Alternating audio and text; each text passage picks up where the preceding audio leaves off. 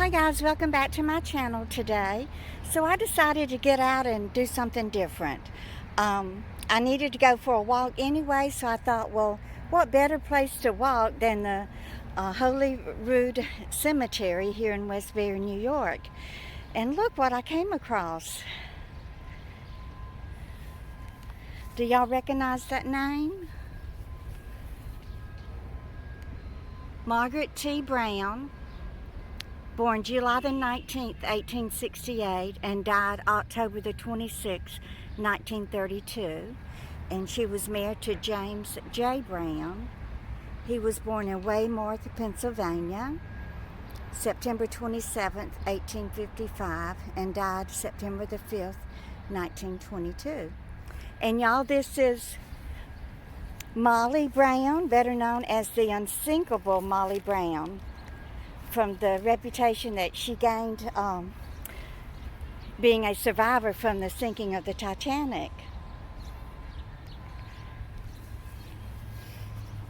The irises are gorgeous here. This is a huge cemetery. It's over 60 acres. This is the one that I came to about a year ago, not long after I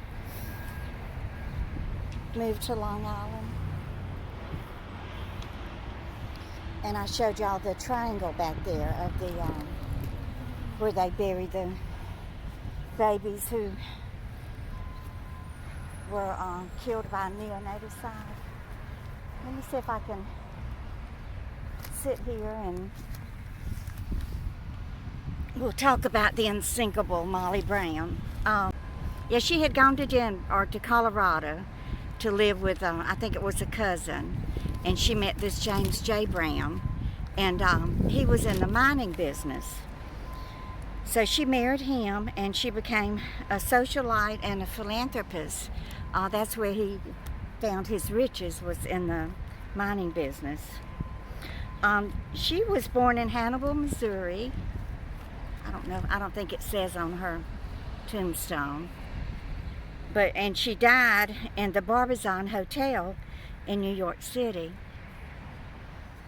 And like I said, she is a survivor of the sinking of the Titanic. Her net worth when she died was about, in 1920, I think it was 10 years before she died, yeah, about 1922, she was estimated to be worth $238,000, which in this day and age, it would be close to $3 million.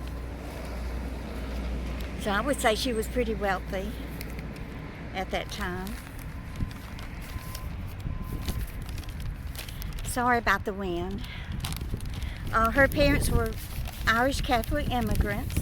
Their names were John and Johanna Tobin. She ended up separating from James J. Brown in 1909.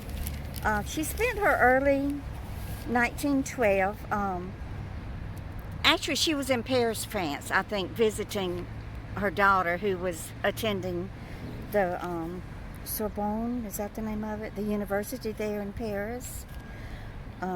She was part of the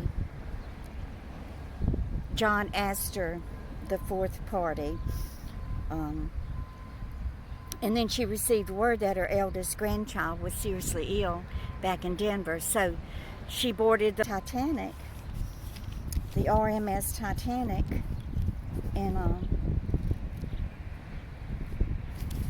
she booked a first class passage, of course, with her being wealthy. She's going to board it first class. And I think she boarded it on April the 10th, 1912. I'm not sure if they left that same day, headed to America or not, but early on April the 15th, around 2:20 a.m. is when the Titanic hit that iceberg and it started sinking. Brown helped many passengers board the lifeboat on number 6. And she didn't want to get on it. She was just helping everybody else get on it. And she finally was persuaded to to embark on the lifeboat and to save her own life. And because she helped so much in the evacuation of the ship, that's how she gained the title, the Unsinkable Molly Brown. I will link some information in the description below about the play, The Unsinkable Molly Brown. And of course, y'all remember Kathy Bates' portrayal of Molly Brown in the movie The Titanic. But she took an oar herself. She took it away from the crewman in charge, and he was trying to get it back from her, and she threatened to throw him overboard. She wanted to go back to the ship and try to rescue more people, but they finally talked her into not going back. They were afraid that they would be pulled under, by the ship sinking. And the lifeboat that she was in was rescued by the Carpathia, the Royal Mail ship Carpathia. And after she was rescued, she organized a committee to secure basic necessities for the people who survived the Titanic, especially the ones who were second and third class survivors.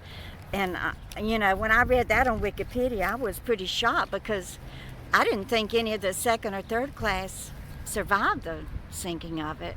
In the movie The Titanic, I just remember them, I think they locked the doors or the gates down in the bottom of the ship where the second and third class were. That's where Leo DiCaprio was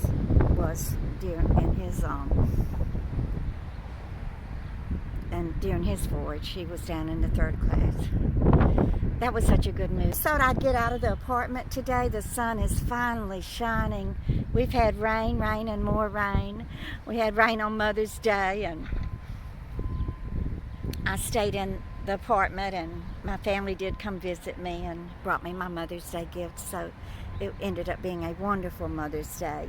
Anytime you can spend a little bit of time with your children and your grandkids is a beautiful and wonderful day. So this is a huge cemetery, gosh, and there's so many unique headstones and tombstones. There are a lot of other famous people buried here, but like I said, I'm not about to walk over 64 acres. I was able to find this. One of my subscribers actually gave me directions to the Unsinkable Molly Brown's gravesite. So thank you for that. Also, you can go on findagrave.com and you put in the name and the city where you think that person could be buried, and if you have their birth date or death date, you can enter that, and it will show you a picture of the the grave. So y'all please give me a thumbs up and share my videos with your friends and family. And if you're just passing through, please don't forget to subscribe and turn on that little notification bell. I love you guys with all my heart, and y'all just keep on coming back. Bye guys.